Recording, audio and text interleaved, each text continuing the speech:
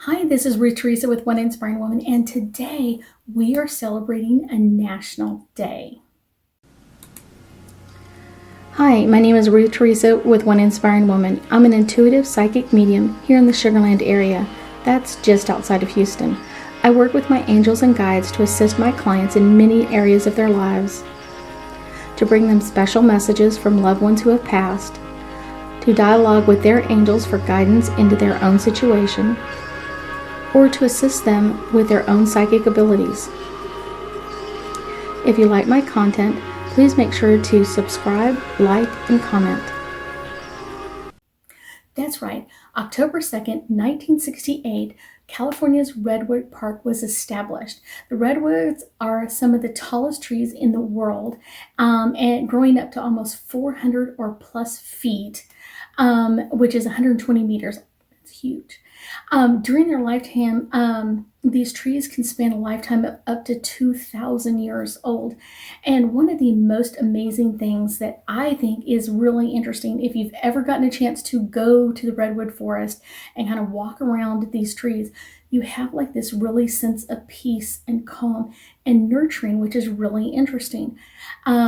My husband and I went up to that area a couple of years ago, and we just had a great time playing with these huge redwood trees and just kind of playing with that energy. One of the things that I found was really interesting is how nurturing you feel while you're around them. I mean, these trees are huge, huge, huge, huge.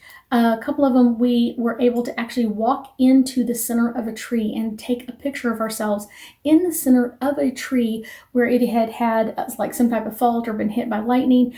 And it was just, you still, no matter what, you felt like this amazing nurturing energy. And that's what I want to talk about today. So even more important than the national park is these trees are amazing. So one of the things that's really amazing about these redwood trees is their roots kind of spread out, but they're very shallow. They're not deep down into the ground, but they kind of interlock their roots together, and it really kind of holds everybody in place. So when they have big storms or flooding or anything like that, like they're held together, and because of that they're held stronger. And you'll see kind of like what they consider fairy rings of trees. You'll see a group of trees almost in a big circle, and they are really interconnected in many different ways, and the way they connect to each other is through these root systems. And they can send energy. If a tree is getting sick or having a problem, they can send more energy to that tree. They can send more water and sap and sugar water from the trees inside to kind of help support that tree. When one of the trees passes and dies, another tree will come in and take its place, almost sometimes even growing from the same spot where it was. And those roots will also be interlinked with the other ones, and they almost become like a family circle in these trees. And like I said, they share resources with each other. If one is closer to water, then that one will take in the water and share it with the rest of the family. Or if one is near something else, they'll kind of really share that with everybody else, making the whole group stronger, which is really interesting. One of the other things that I found was really interesting about the redwood trees is that they are kind of like their own ecosystem. When you've got those fairy circles of trees, because some of them are so tall, they almost hold the moisture in their branches. And when necessary, it's one of those, it can drop that down to the ground when their leaves fall off. It can be matted onto the ground and kind of like add an extra layer of nurturing, almost like a layer of mulch around the bottom of them to make all of the trees stronger, all of the trees working together. And when they do, it's one of those, like it can encourage little plants to grow, which can also feed the forest animals. They also have moss growing in them. It's one of those and other fungi that also not only nurture them, but also nurture the wildlife around. So it really is a great fairy circle, which is really a great family circle. When we were there, just fell in love with so many of the trees, and they're absolutely gorgeous.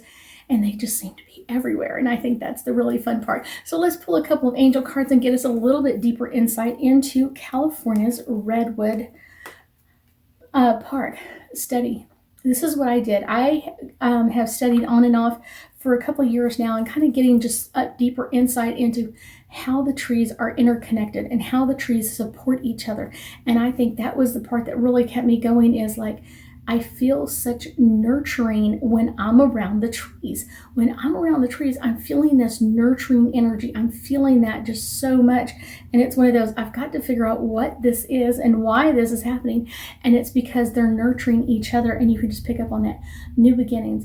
When we learn about something, our brain kind of goes off into different directions and kind of like, how can that information help with something else? And that's one of the great things about learning something new, is it can set your whole energy off into new beginnings and new energies to keep you going, to teach you something different, and so you can teach other people.